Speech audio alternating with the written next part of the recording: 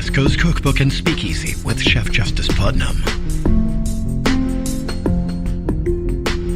Netrootsradio.com.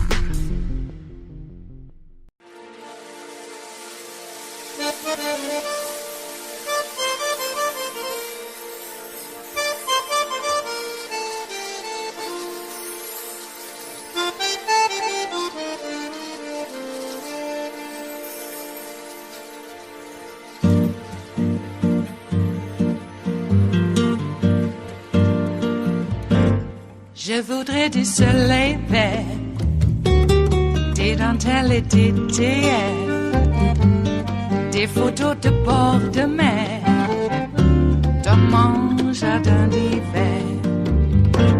Je voudrais de la lumière, comme en Nouvelle-Angleterre.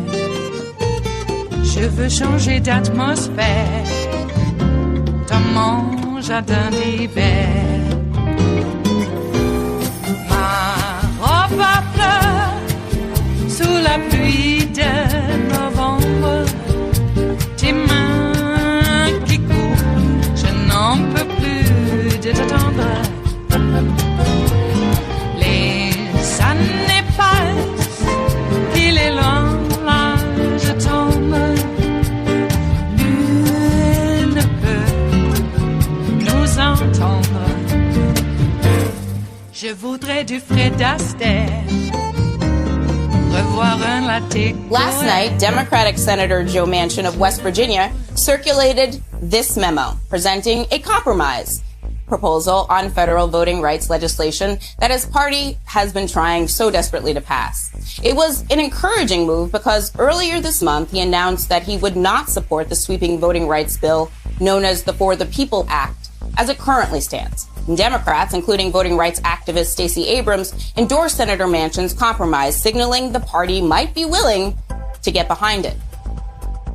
I am endorsing the fact that we now have a list of priorities and that Joe Manchin is at the table and he's part of the conversation. It's an important step forward as we try to protect the freedom to vote and protect access to the vote, that all 50 Democratic senators are part of the conversation. I think that he makes common sense opportunities available for compromise.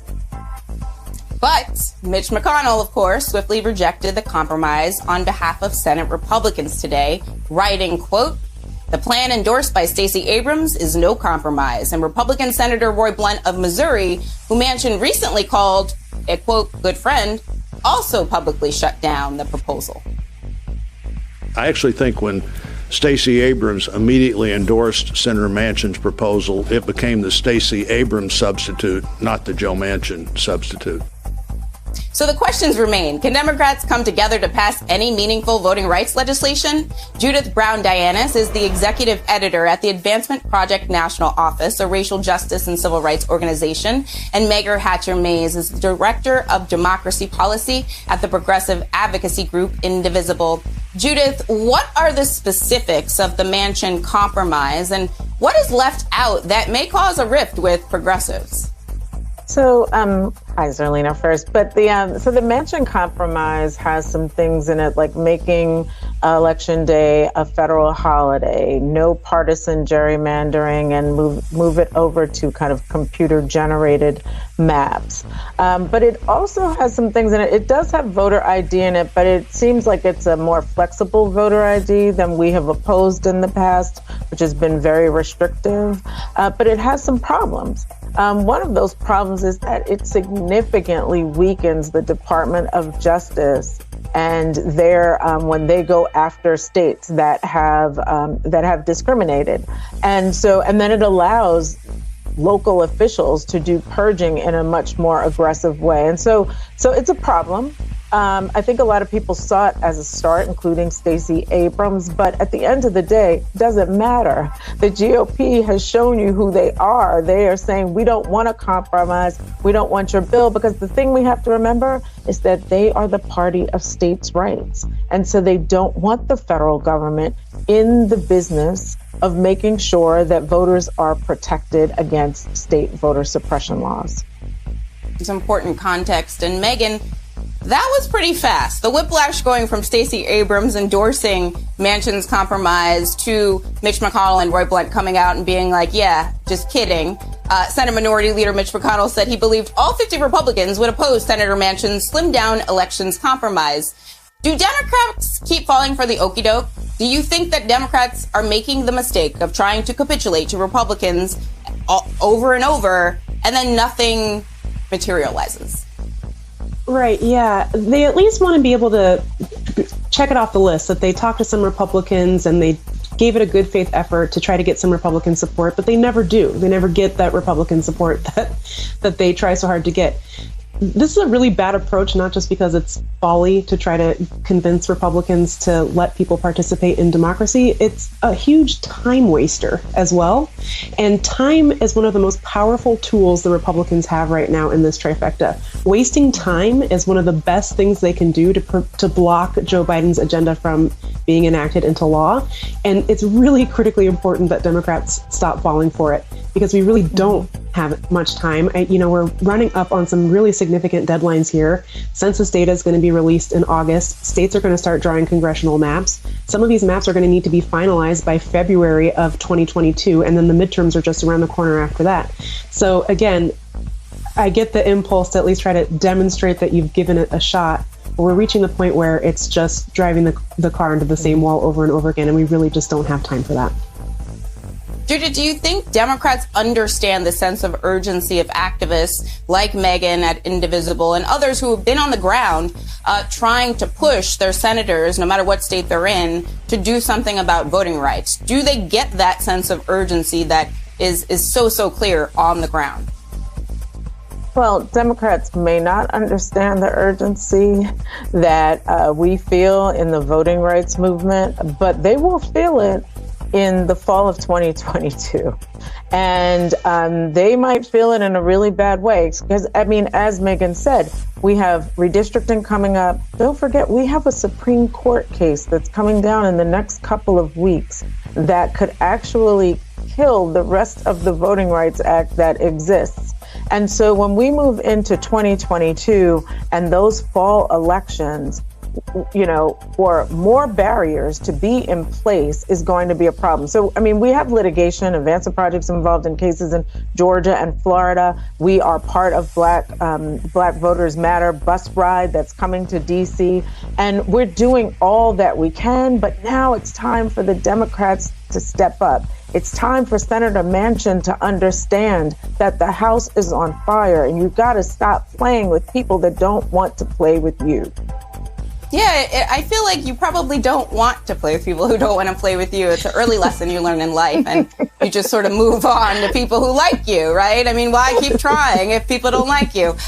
Megan, is filibuster reform necessary to get movement on anything?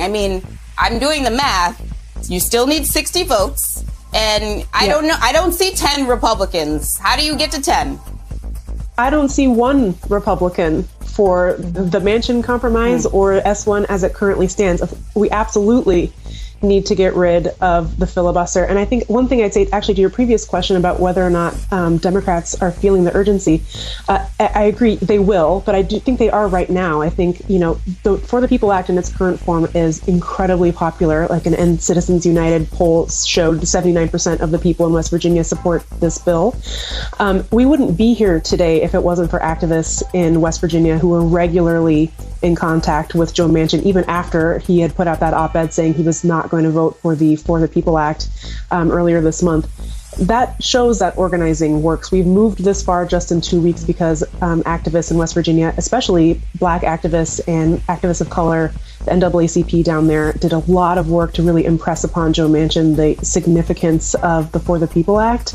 But we cannot pass it if the filibuster, as we currently know it, is in place. The good news is, as Senator Franken mentioned before, this leaked recording from the No Labels donors lunch or whatever it was, he did indicate that he'd be open to some changes, which is good because not even his pal Lisa Murkowski, who had signed on to his letter about reauthorizing the Voting Rights Act, seems to be anywhere in the mix on this For the People Act compromise. Right. I just don't see how you get to 60, but maybe somebody out there has magic math.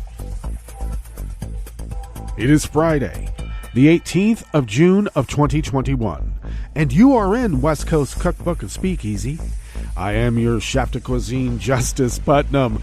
Gunner the English Bulldog is our snoozing sous chef, and our daily special is Blue Moon Spirits Fridays, because we are all night hawks in the Diner of Life. Well, we made it to Friday, so have a French 77, the most balanced cocktail in the history of cocktails. And that's not just an opinion. That is a fact. It is. Try it. You'll know. In this instance, empirical knowledge is always the better way to go. Don't leave it up to someone else's opinion. Find out the facts for yourself. Okay, only if you can, because there's some people who are probably, shouldn't be doing it. Even those who can, don't drink more than 2. You'll be pinned to whatever furniture you may be sitting upon. If you're standing, you better have someone to prop you up. It be balanced, but it also be potent. All right, so Friday. That means we have the whole weekend ahead of us. Father's Day is on Sunday, but guess what? Juneteenth is now a national holiday. Damn. Took them a while. It took over 2 years to tell Texas, you don't have slaves anymore. Actually, it wasn't to the state of Texas. The proclamation was actually made to the slave population of Texas. You were no longer slaves. Boy, that pissed Texas off. So much so that federal troops had to go down there to make the announcement. And the Texas militias and armies, sort of like the Last Alamo. No one really talks about what that battle was all about. Texas was fighting the Mexican government for its right to continue being a slave republic. And Mexico said, no, we don't think so. Next thing you know, they're a slave republic, and the United States of America had to tell them, nope, not anymore. You can't do it anymore. And they've been pissed ever since. Don't mess with Texas. Well, you know what? You effed around and you found out. So I guess you're trying to make everybody forget. Yeah, it's against the law to teach about slavery, because that would mean that you're the real racist. If you teach about slavery, it means that you're teaching that all white people are slavers. No, we're not. Only Nazi racists of the day. They weren't Nazis back then. They were just, regular racists, which was bad enough. Add Nazism into the mix and look what you got. Yep. Talk about resonating. Okay, so how many times are the Democrats going to keep getting kicked on this issue? I mean, is McConnell really ever going to come to an agreement on anything? Well, I guess maybe we got Juneteenth through. But, that was just a dog whistle bone.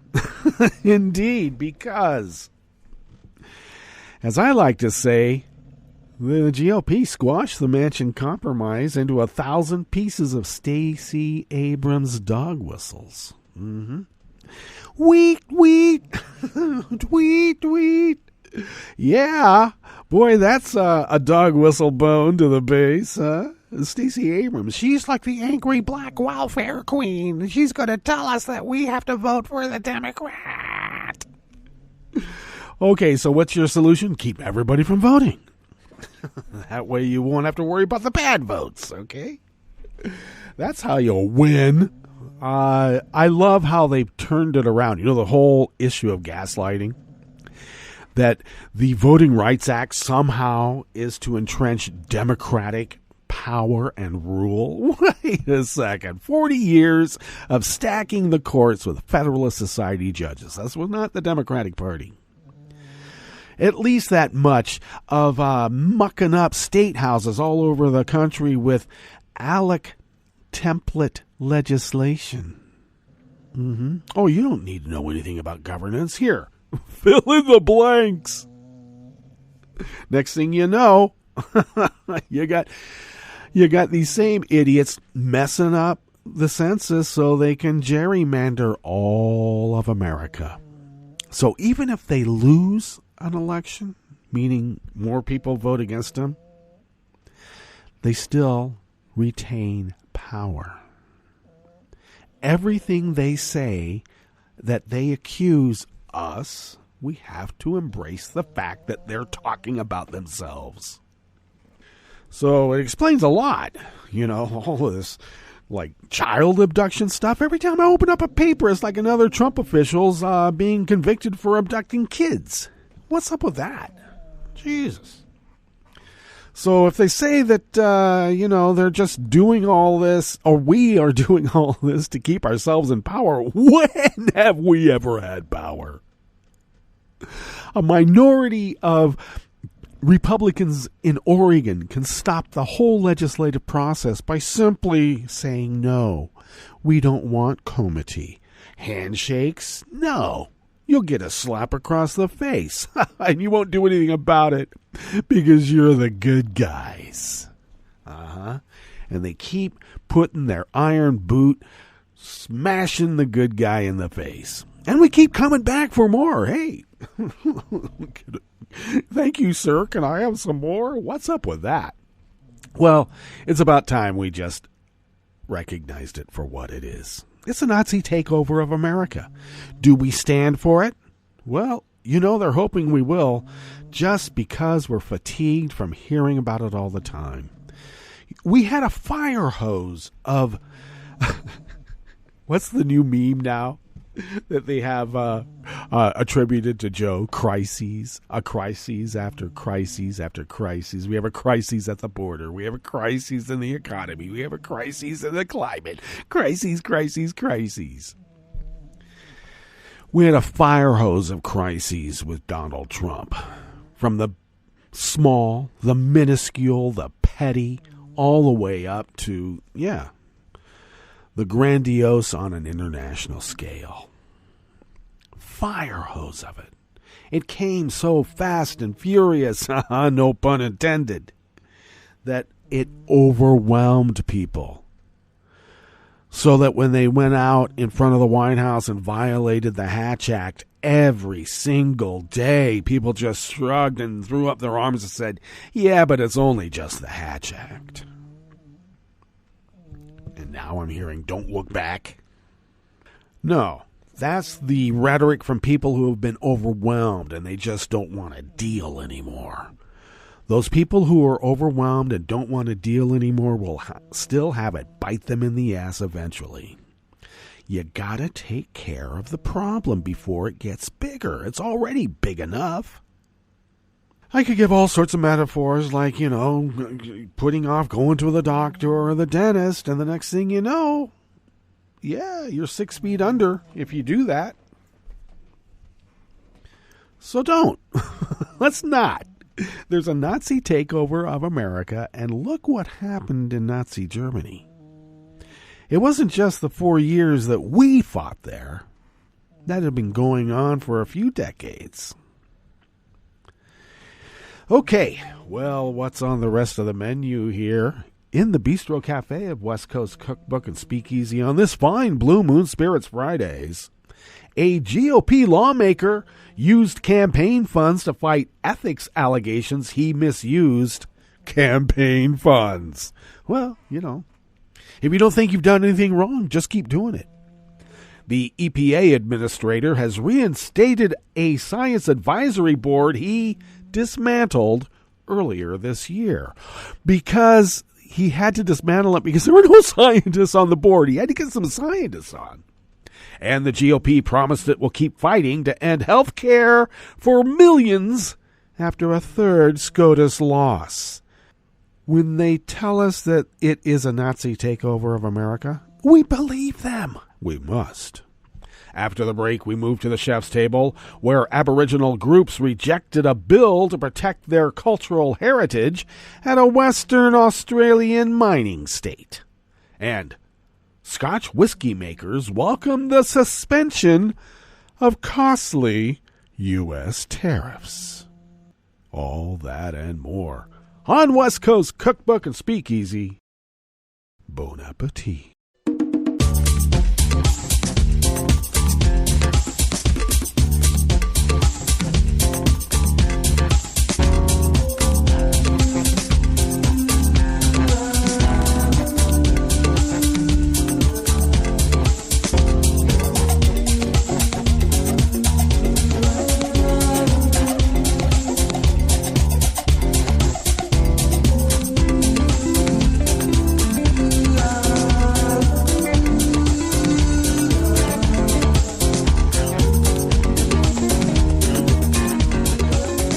Near the bottom of our homepage at netrootsradio.com, to the right of the page is the chat room link. The chat room is monitored by Kelly Lincoln, who, by the way, is making preparations for another Netroots Nation.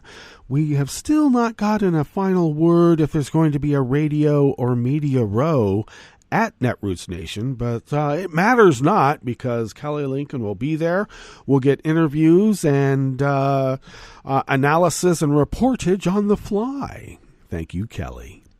If you would look across the page near the bottom of our homepage at netrootsradio.com, there is the link to our Patreon page. And you know what to do. If you could become a recurring Patreon of Netroots Radio, and if you could afford an espresso-type coffee drink and send those funds our way, we stretch those dollars with what we have on hand, pay our bills, fly under the radar, and continue resisting this Nazi takeover of America. Thank you for allowing us to fulfill our civic duty for the last 10 years, or I should mention more than 10 years. And that's the civic duty that we took seriously as the founders originally intended. If you would like to follow Netroots Radio on Twitter, do so at Netroots Radio. Tom takes care of that. Thank you, Tom. And he takes care of a whole lot more, too. Thank you. Follow me on Twitter at Justice Putnam. All one word. I post the show notes and links diary on Daily Kos about 10 minutes before showtime, and then I link that up on Twitter, and now, since yesterday late, Facebook again, until they decide to get rid of me for another 30 days or more. You never know when they're going to pull the plug. Oh, yes. So I put that out there on social media, wherever. And the show notes and links diary are very important, because that's really where the real reportage is. Follow the show on Twitter at Cookbook West, and please do pick up podcasts by way of Spreaker, Stitcher, TuneIn, iHeart, YouTube, iTunes, and wherever podcasts can be found. And they're everywhere. All right, let's tuck in to this first offering here in the Bistro Cafe part of West Coast Cookbook and Speakeasy Blue Moon Spirits Fridays. Josh Israel from the American Independent brings us this first offering. Representative Stephen Palazzo, a repug from Mississippi, is the subject of an ethics investigation stemming from allegations that he made improper use of campaign funds. Reportedly, he's used those same funds to defend himself against the allegations. According to a report published by Forbes, Palazzo spent more than $61,000 on payments to a Mississippi-based law firm in December out of his House campaign account.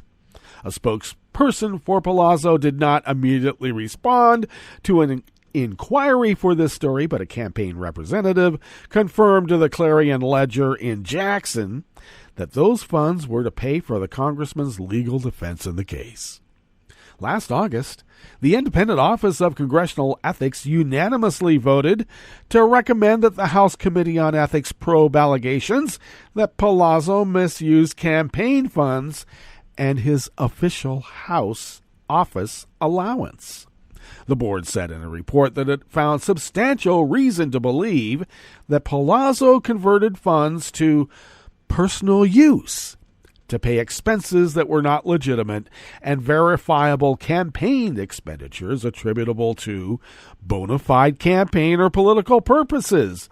And he spent some of his members' representational allowance on personal or campaign expenditures and performed special favors for his brother. This included allegedly spending tens of thousands of dollars of his campaign donors' money to renovate a riverfront home in Dilberville, Mississippi. He had acquired from his mother, and also $60,000 to rent it from himself to be his campaign headquarters. Well, he's just doing what Trump did. He was going to get some golf carts to drive people around in and then charge the government for it. Isn't being in office a business? I thought you said that they were going to run government like a business. Okay. I kid. On March 1st, Ethics Committee Chair Ted Deutsch and Ranking Member Jackie Walorski issued a joint statement. that their panel had received the Office of Congressional Ethics referral and would review the matter. According to the Federal Election Commission, using campaign funds for personal use is prohibited, but donations may be spent on legal expenses related to campaign or office holder activity, but it does not appear Palazzo was transparent with his donors about the fact that their funds might go to pay his legal bills. The donation page on his campaign website says only, "Every little bit helps." Yes, every little bit.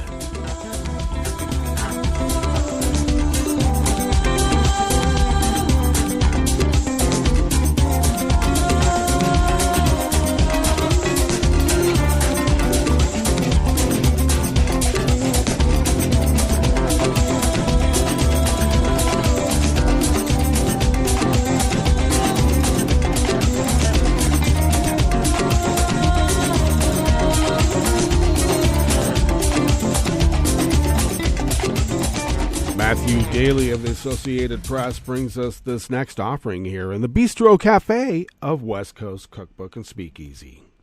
The head of the Environmental Protection Agency said he is fully reinstated one of the two key advisory boards he dismantled earlier this year in a push for scientific integrity at the agency.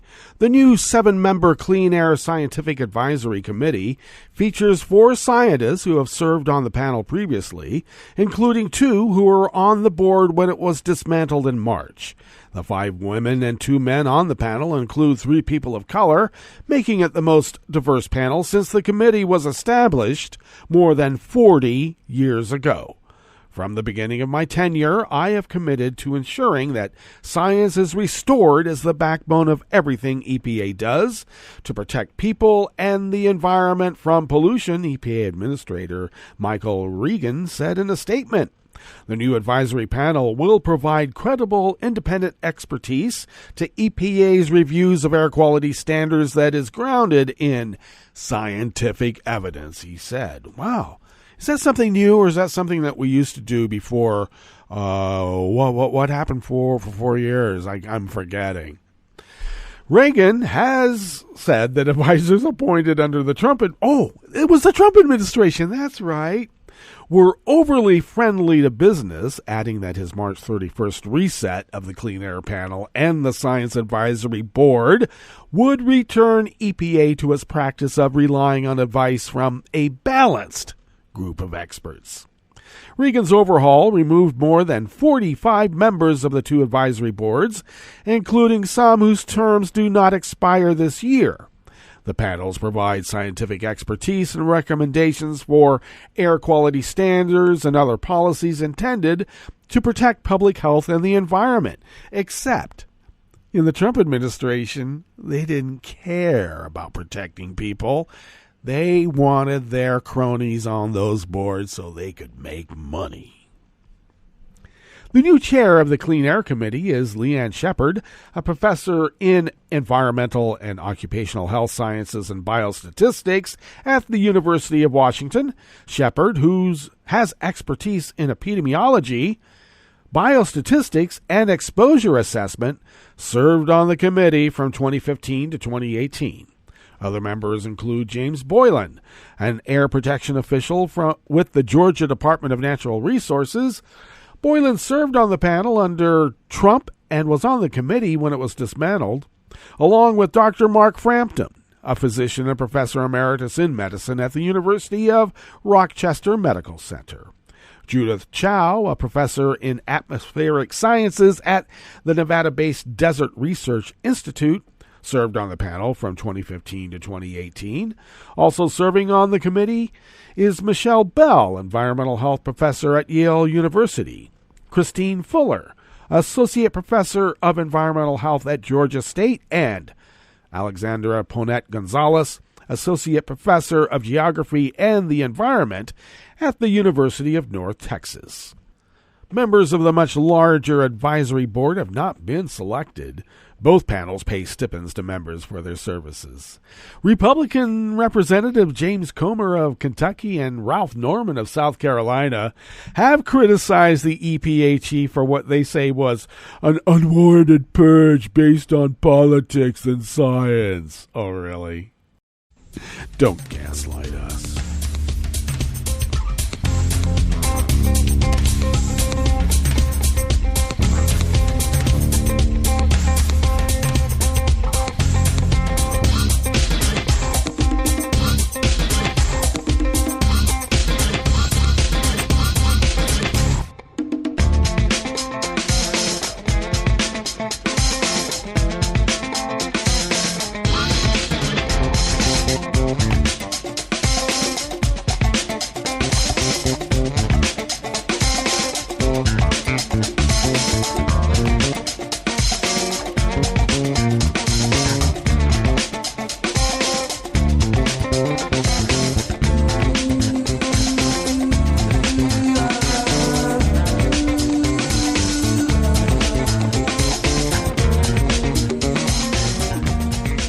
Singer of the American Independent brings us this final offering in the Bistro Cafe of West Coast Cookbook and Speakeasy, Blue Moon Spirits Fridays. After the Supreme Court yesterday upheld the constitutionality of the Affordable Care Act for the third time, yesterday being Thursday, Representative Nancy Mace, a Republican of South Carolina, said Republicans need to look at legislative measures to continue their fight against the law. Following the 7-2 ruling by the court that a group of Republican-run states were not harmed by Obamacare and thus had no right to sue to overturn it, MSNBC anchor Hallie Jackson asked Mace if this is the end of the road for the GOP as far as legal challenges to Obamacare. And Mace replied, I hope it's not the end of the road, but we do need to look at legislative options to deal with arbitrary, doesn't make sense regulations within Obamacare. Republicans will, as the next step, look at some of the burdensome regulations and repeal some of those, she said. The ruling was the third time Republicans have failed in their legal attempts to overturn the landmark health care law. The challenge that lost on Thursday was first filed by the state of Texas and supported by Trump and his administration. Other Republicans joined Mason saying they would keep working to repeal Obamacare because they're still investigating Benghazi now, aren't they? They are. Virginia Fox issued a statement saying that the ruling does not weaken Republicans' resolve in opposing the law because whatever's a dog whistle they'll use. Whatever is meat for their base, they're going to feed it to them. Her statement also expressed disappointment in the Supreme Court decision, but also didn't quite make sense as she argued that the mandate to purchase health care hurts Americans, while at the same time admitting that the mandate no longer exists because Republicans repealed it. We're going to flog a dead horse. Well, let's get to our break, since it is Friday. And when we get back from that break, we will go through weather from around the world, and we will finish up with the stories that we have curated for you today. You are listening to West Coast Cookbook and Speakeasy, and we will be right back. You are listening to netrootsradio.com. Please hang up and try again.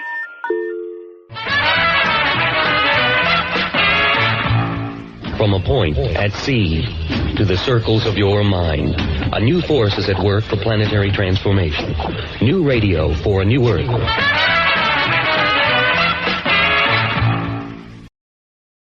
This is Take Two Movie Review. I'm Clinton Johnston. This week, don't you love it when a plan comes together?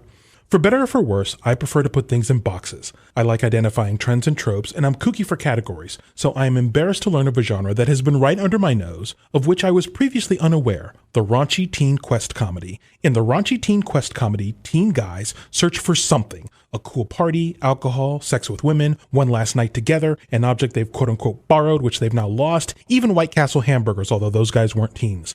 In what is frequently a coming-of-age story, raunchy antics ensue. Recently, though, in a break with exclusionary tradition, women have pierced this genre's celluloid ceiling not only to make the raunchy teen quest comedy, but also to center young women as its leads. 2 years ago, Olivia Wilde gave us Booksmart, and now much undercast actor-turned-director Natalie Morales gives us Plan B.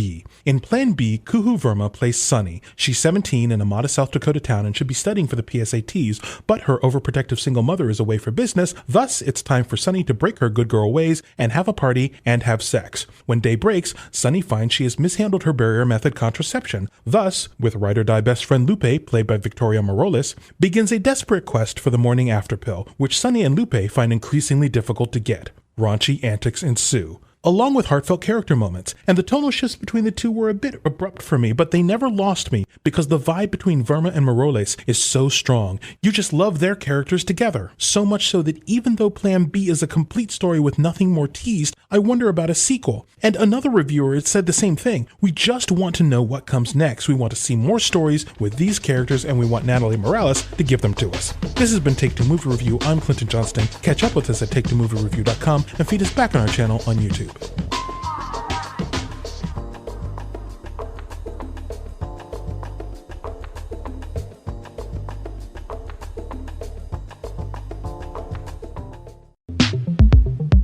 The world may have just come to understand the nature of disease epidemics over the last year. But for more than 2 decades, David Erne has been working on his own understanding of infectious diseases, and he's using math to explain it all. And I'm particularly interested in patterns of epidemics that have occurred in the past and see what we can understand about disease spread in the past and hope to learn about disease spread in the future from that. Erne is an applied mathematician at Ontario's McMaster University.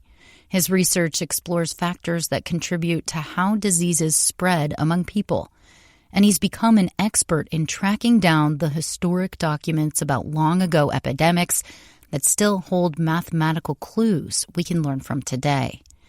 Key to all this is his team's knack for digital sleuthing. Early on in his career, Erne recognized that he could uncover numbers of deaths and their causes in Europe by sifting through piles of old records. They're called bills of mortality, and he's found thousands of them.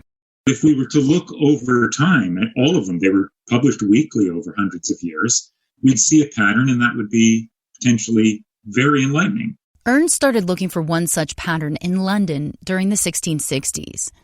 That's when a pestilence called the Great Plague ripped through the city. Bubonic plague was the culprit. It's an infectious disease spread by rat-biting fleas. Erne knew all about that, but what he didn't know was what the pattern of transmission looked like over time. So typical epidemics, what happens is a pathogen enters a population, somebody's infected and they infect others. And initially, when almost everybody is susceptible to the infection, you see exponential growth of cases or deaths or both. But eventually, so many people have been infected and become immune that the epidemic turns over. And, you start to see a reduction in the number of cases each day or each week or however. If, like David Erne, you plot out the number of cases over time for an individual epidemic, you'll see an exponential rise and then a turnover and then another rise and so on. It's kind of like a skewed bell. And that plot can answer a lot of questions. How quick that exponential rises at the beginning. How high does it go? How rapidly does it turn over? The structure of the epidemic, what's called the epidemic curve, which is what I'm describing. The answers to some of these questions were sitting hidden in plain sight for centuries at London's Guildhall Library. That's where Erne and his team found hundreds of pages of yellowing parchment. The city, as it turns out, started its own health surveillance system back in the early 1600s. Now Erne and the rest of his team had access to weekly plague death counts in each of the 130 parishes that made up the city. The death counts were key to understanding the speed of spread, but the fact that they were tied to a spatial grid gave them something more. It revealed the movements of an invisible killer. Ern and colleagues found that the number of deadly infections doubled every 11 days. He was also able to tease out very strong evidence that a wave of death washed from the outskirts into the city center over a period of many months in 1665. In a year and a half, a quarter of the population of one of Europe's largest cities was dead. The human toll was shocking. But what the team still didn't know was how this compared to epidemics that played out centuries earlier. The period of which the bills of mortality cover captures the Great Plague of London and a number of plague epidemics that occurred earlier. But we know there were earlier plague epidemics, but no chance of finding mortality records before 1538 because the deaths weren't registered. Ern was again stumped. How could he and his colleagues find out more about the dynamics of plague and its spread prior to the 1530s? On a whim, a colleague simply did a Google search for digitized last wills and testaments and found thousands more documents. They used the dates those wills were written as a proxy for the date of death. If you plot them up, so this is daily counts of wills, and you can see clearly all 4 known plague epidemics in the 14th century, and that was really exciting.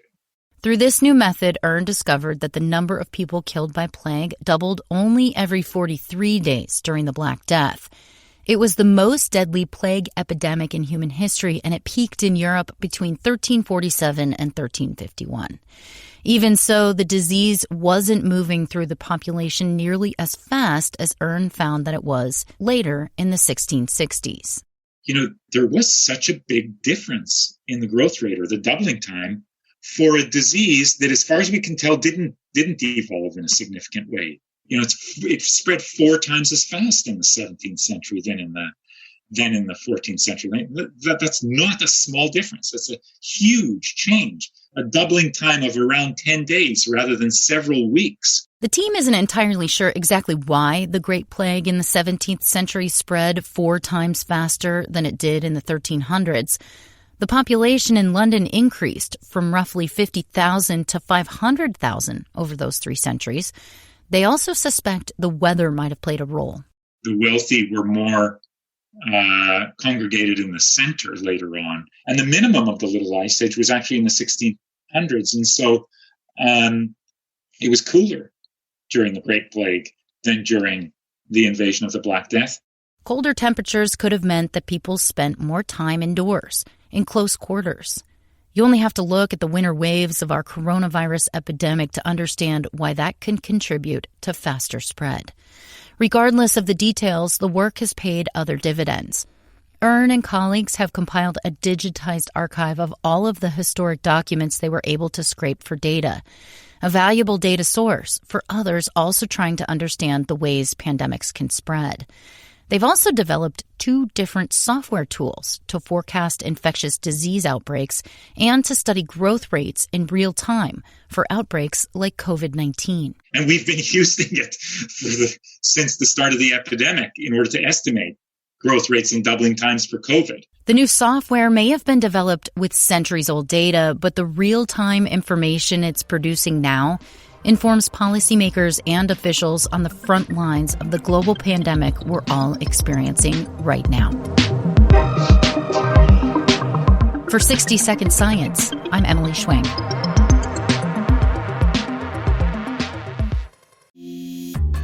This program is presented by the Centers for Disease Control and Prevention. For an expectant mother, taking care of her developing baby means taking good care of herself. One way she can do this is by ensuring she gets vaccinated. If a woman is or might be pregnant during flu season, it's especially important to get her annual flu shot, preferably before the end of October. In addition, women should be vaccinated against whooping cough during the 3rd trimester of each pregnancy.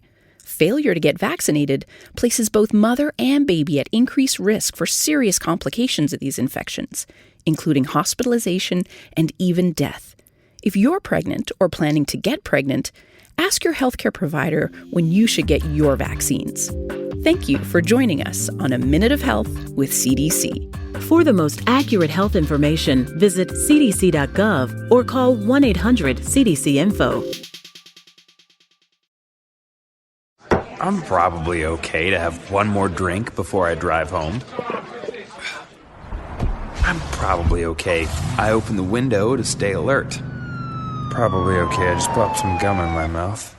Step out of the car, please. I probably made a mistake. Probably okay isn't okay when it comes to drinking and driving. If you see a warning sign, stop and call a cab, a car, or a friend. Buzzed driving is drunk driving. A message brought to you by NHTSA and the Ad Council. A social distancing tip. While the CDC urges you to avoid close contact, like hugging or shaking hands, there are other non-physical ways to say hello. Wave, wink, use sign language, salute, smile, give the peace sign, throw up an air high five, do jazz hands. Remember, stay a minimum of 6 feet or 2 arms length away from others and stay home if you can. For more info, visit coronavirus.gov. Let's all do our part because we're all #alone together. Brought to you by the Ad Council. Hi, I'm Tom Hartman, and since you're listening to netrootsradio.com, show your progressive side and go to the donate button on the bottom of the homepage. It's progressives like you who power Netroots Radio and keep the progressive message beaming everywhere 24 hours a day. Just go to our donate button at the bottom of netrootsradio.com. Thank you for keeping progressive radio at full power.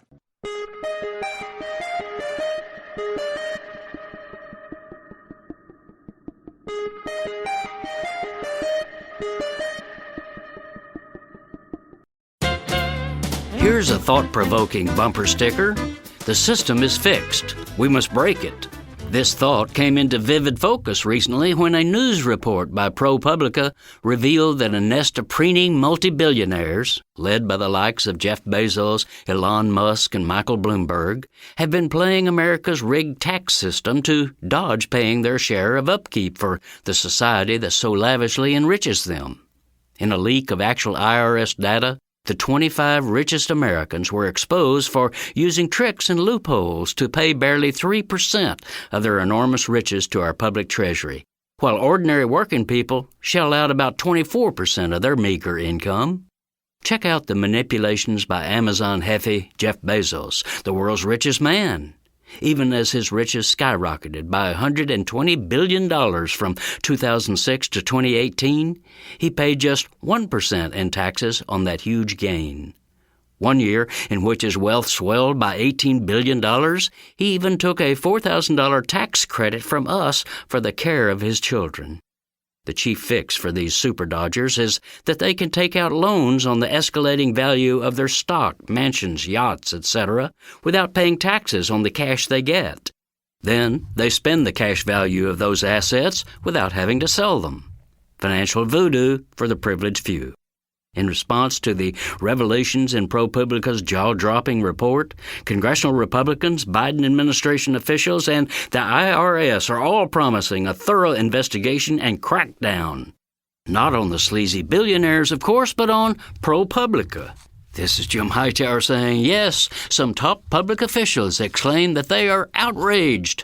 Not by the tax rigging, but by the fact that you and I have been told about it in specific, undeniable detail.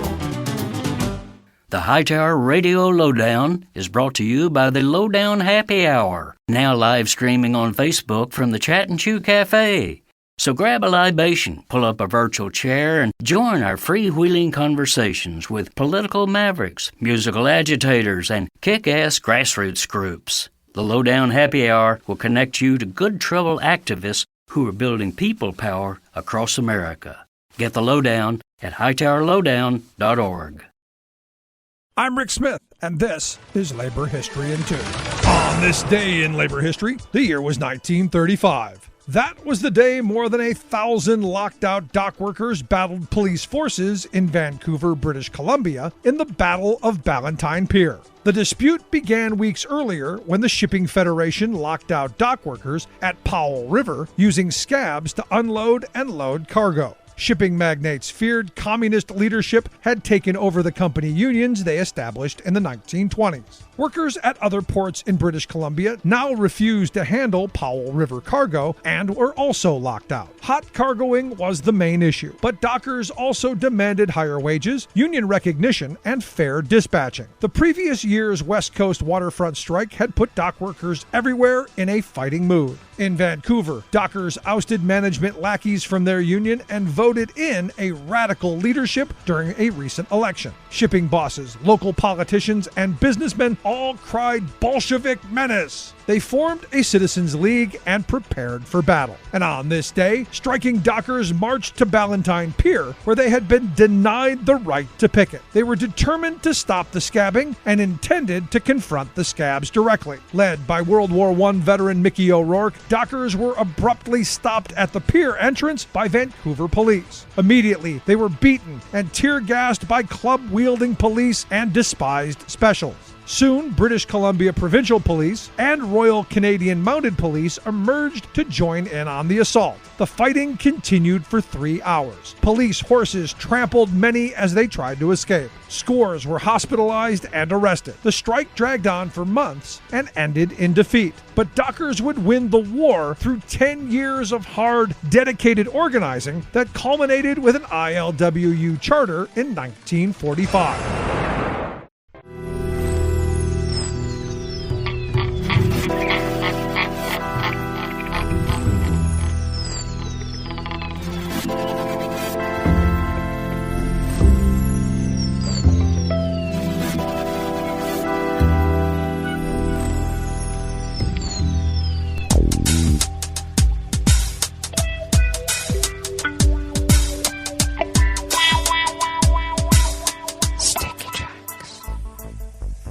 Thank you for accompanying us here to the Chef's Table at West Coast Cookbook and Speakeasy Blue Moon Spirits Fridays.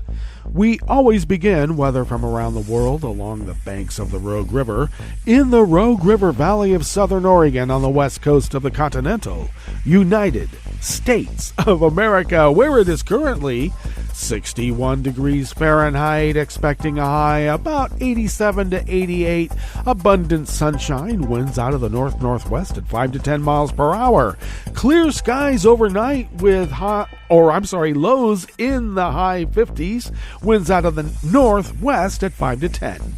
Mainly sunny tomorrow with highs in the low to mid 90s. Winds out of the north-northwest at 5 to 10 miles per hour, and we're expecting over 100 on Sunday and Monday. So we're going to get scorched. Confirmed cases of coronavirus in Jackson County in the southern part of Oregon have now increased to 11,498, and confirmed deceased remains at 146. Grass pollen is very high here in Rogue River. The air quality index for the region is good at 29 parts per million, and that daytime UV index remains very high at 9. Barometric pressure is rising at 30.07 inches. Visibility is up to 10 miles, and relative humidity is down to 65%. Weather from around the world is brought to you by a crowd of crowdsourced weather stations that a crowd crowdsources from around the world. London is 58 and cloudy. Paris is 78 and mostly cloudy with a thunderstorm advisory that could knock out some infrastructure like air conditioning if they have it. Get out of town when it's like that in Paris. Rome is 84 and sunny. Kyiv is 82 and fair. Kabul is 78 and fair. Hong Kong is 82 and partly cloudy. Tokyo is 74 and mostly cloudy. Sydney, Australia is 55 and cloudy. San Francisco, California is 60 degrees and sunny. And New York, New York is a pleasant 77 degrees Fahrenheit and sunny. Pleasant to us here that has triple-digit weather coming up, of course. And that is weather from around the world, brought to you by a crowd of crowdsourced weather stations that a crowd crowdsources from around the world.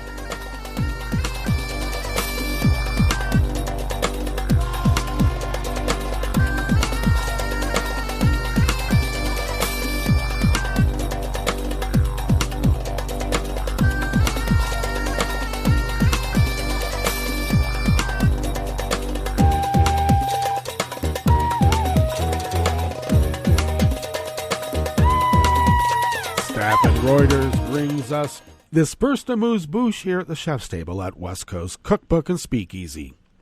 Indigenous Australians say a bill to protect cultural heritage in the mining state of Western Australia is flawed and should not be presented to Parliament as the state reviews laws that allowed Rio Tinto to destroy a 46,000-year-old rock shelter. 5 Indigenous groups said they had not been properly consulted over the bill's revisions. A national Indigenous group said if the bill was passed, it would further damage the cultural heritage, citing the destruction of 2 rock shelters in Yunkin Gorge by Rio Tinto, the company there in the mining state.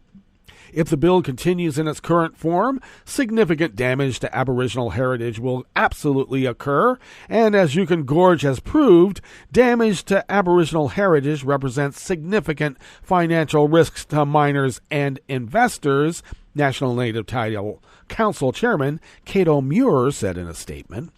The destruction of the rock shelters, which showed evidence of continual human habitation before the last ice age, led to a leadership overhaul at the world's largest iron ore miner and a national inquiry. Rio's action was legal and was approved by the State Minister of Aboriginal Affairs under a process that does not allow Aboriginal groups to appeal. The Western Australian government has not made public the results of consultation over the bill undertaken in 5 weeks last year. The Western Australian State Minister for Aboriginal Affairs acknowledged current laws were inadequate to protect heritage, drafting of the bill was ongoing, and a summary of submissions and responses would be made available when it was finished, the minister said.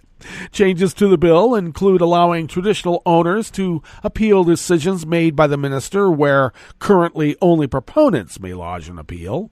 The Kimberley Land Council called on the state government to recognize the right of Aboriginal people to protect their own cultural heritage and to protect the Mudawarra Fitzroy River. They are concerned that state government water allocation plans will threaten culturally important sites and the local ecosystem.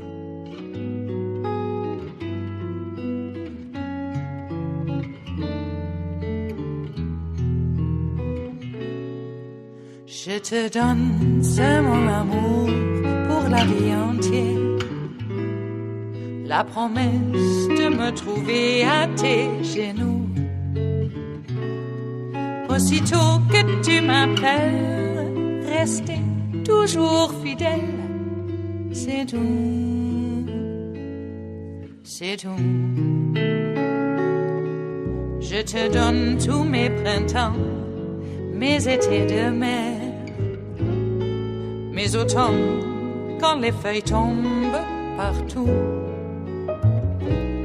Si ce n'est pas une bonne affaire, je te donne tous mes hivers. And Pilas of the Associated Press brings us this final amuse-bouche here at the chef's table at West Coast Cookbook and Speakeasy Blue Moon Spirits Fridays. Scotch single malt whiskey makers breathed a sigh of relief after the U.S. agreed to suspend tariffs on one of Scotland's main exports in the wake of the resolution of a long-standing transatlantic trade row over subsidies to aircraft companies Boeing and Airbus. Trump imposed the 25% tariffs on select products of the EU, including Scotch single malt whiskies in October of 2019. As part of the trade dispute, while the UK is no longer an EU member, it belonged to the bloc when the tariffs were introduced. Earlier this week, the U.S. and the EU reached an agreement to end the aerospace dispute, paving the way for a 5-year suspension of tariffs. Parallel talks were held between the U.S. and the UK over the tariffs. The tariffs on Scotch single malts were the most high-profile to affect Britain. The Scotch Whisky Association estimated that they contributed to a 30% fall in total whiskey exports to the U.S. This deal removes the threat of tariffs being reimposed on Scotch whisky next month and enables distillers to focus on recovering exports to our largest and most valuable export market, Karen Betts, the association's chief executive, said.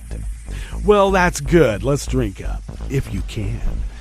And that brings us to the end of our broadcast period for the day and the week. But you do know Netroots Radio broadcasts on, and we will meet up on Monday for River City Hash Mondays. So do stay tuned to Netroots Radio all day, all night, and all weekend for Juneteenth. Happy holiday. And we will meet up here on Monday, right here in West Coast Cookbook and Speakeasy. Happy Father's Day, Dad. Bon appetit.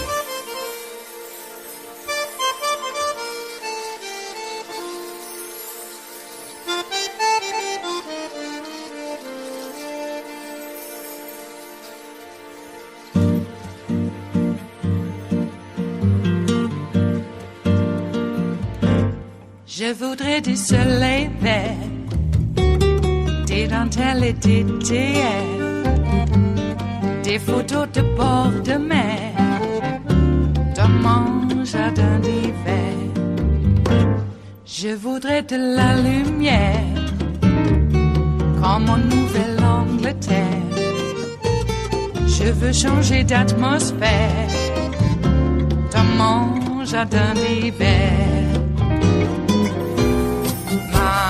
Robe à fleurs, sous la pluie de novembre, tes mains qui courent, je n'en peux plus de t'attendre.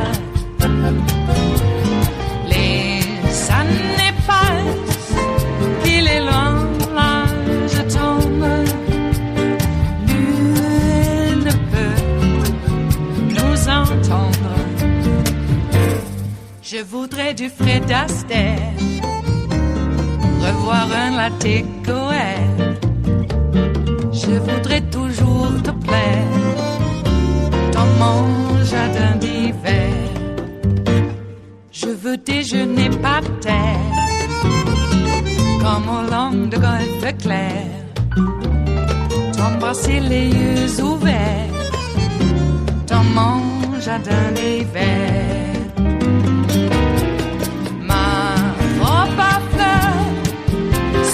Pluie de novembre, tes mains qui courent, je n'en peux plus de t'attendre.